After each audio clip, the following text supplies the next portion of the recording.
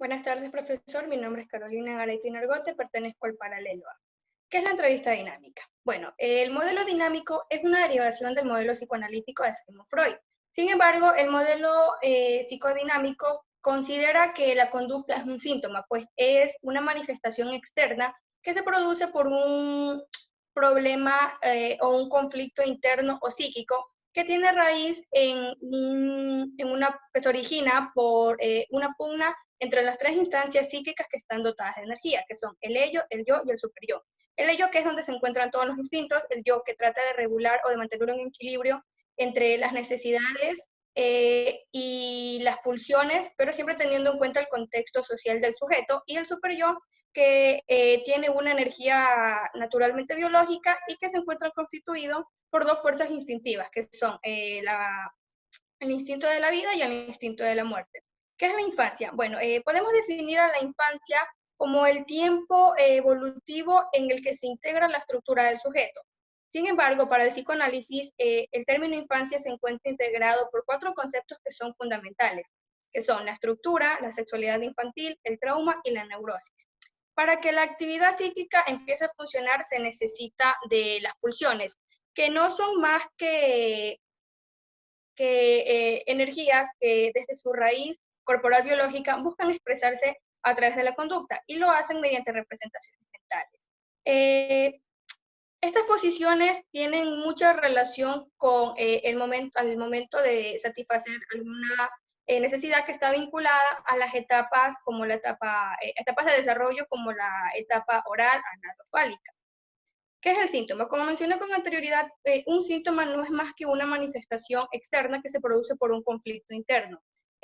Sin embargo, los síntomas son o es un deseo inconsciente que se encuentra en una vía de salida y que lo hacen a través de manifestaciones corporales, relaciones sociales o laborales, los intereses, los hobbies, entre otros. Sin embargo, al método psicodinámico le interesa hacer un doble registro entre lo latente eh, y lo que se manifiesta, entre lo que se dice y lo que no se dice, lo que se oculta, lo que no se expresa, porque esto tiene un efecto contrario al que se espera. Pues el sujeto al no ser 100% consciente de lo que le pasa por ocultarlo, no recibe un tratamiento psicológico adecuado.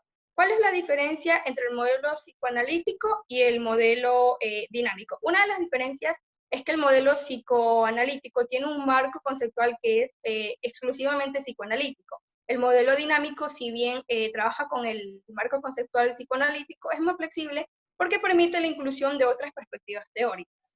El modelo psicoanalítico tiene como objetivo conocer los orígenes de los problemas o de los trastornos o síntomas, mientras que el objetivo del modelo dinámico es poder comprender y cambiar los síntomas. La intensidad de duración del modelo dinámico es de no más de una vez por semana, mientras que del modelo psicoanalítico es de hasta 5 días por semana.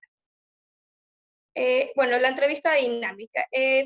A diferencia de otras formas de trabajo clínico, el psicoanálisis considera que la entrevista psicológica es una herramienta diagnóstica y terapéutica. A pesar de que el modelo dinámico ha aceptado el uso de técnicas proyectivas, mantienen como un lineamiento o tienen similitudes con la entrevista libre, que consiste en permitirle al paciente que exprese todo lo que piensa o todo lo que se le viene a la cabeza sin ningún tipo de censura o sin ninguna corrección o interrupción. ¿Qué es el encuadre en la entrevista dinámica? Bueno, el encuadre no es más que una serie de comportamientos que tratan de regular y de sistematizar la relación que va a existir entre el entrevistado y entre el entrevistador.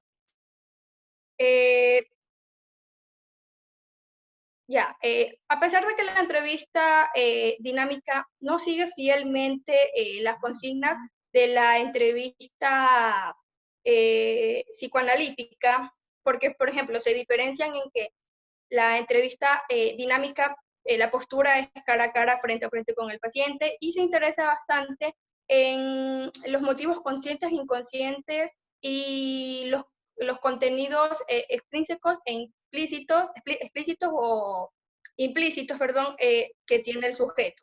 Entre los objetivos de la entrevista tenemos que se debe comprender y describir la estructura psicológica del funcionamiento del ello, el yo y el superyo del sujeto, la captación emocional e intelectual del conflicto, se debe conocer también la etiología del trastorno de las alteraciones, poder identificar cuáles son los puntos de fijación y las regresiones, y conocer la elaboración mental que el sujeto ha construido sobre sí mismo y sobre lo que está pasando.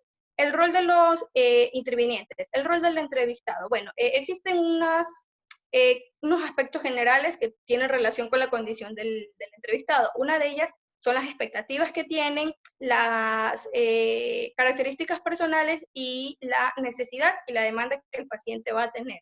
Mientras que el entrevistador debe cumplir con una serie de requisitos para poder llevar a cabo una entrevista correcta, como por ejemplo no puede dar consejos prematuramente, tampoco puede ocultar cuáles son las técnicas o métodos que va a utilizar, porque esto al final se sabrá y lo único que provocará es una ruptura en la confianza del paciente. También tiene que tener la capacidad de dejar temporalmente su mundo de lado y la capacidad de mantener una actitud contenedora, o sea, de contención para con el paciente. También tenemos los pasos a seguir en el análisis de la entrevista. Tenemos la demanda de la entrevista, que este es el primer aspecto que se debe analizar. También tenemos el motivo de la consulta manifiesto versus el latente y el significado de los síntomas. Y también tenemos el análisis del estilo comunicacional, que tiene que ver bastante con la comunicación verbal entre entrevistado y entrevistador. El uso de las técnicas de intervención en la entrevista dinámica. Bueno, las técnicas que utiliza el entrevistador son para poder hacer entender y comprender al paciente qué es lo que le está pasando. Y son la clarificación, la confrontación, señalamiento e interpretación. Cabe recalcar que cualquiera de estas técnicas tiene como objetivo básico que el entrevistado pueda ser capaz de realizar un instinct hacia sí mismo. Para finalizar la entrevista, se debe comunicarle al entrevistado que ya se está por finalizar y acto seguido se le debe de indicar a través de un resumen todos los temas que se trataron. El diagnóstico psicodinámico tiene lo que es, o comprende la hipótesis diagnóstica, que se trata de realizar un posible acerca del problema del paciente, el diagnóstico estructural, el diagnóstico ideográfico, que también se lo conoce como el diagnóstico común o el diagnóstico normal, el diagnóstico de confrontación y por último el diagnóstico de la analizabilidad. Muchas gracias.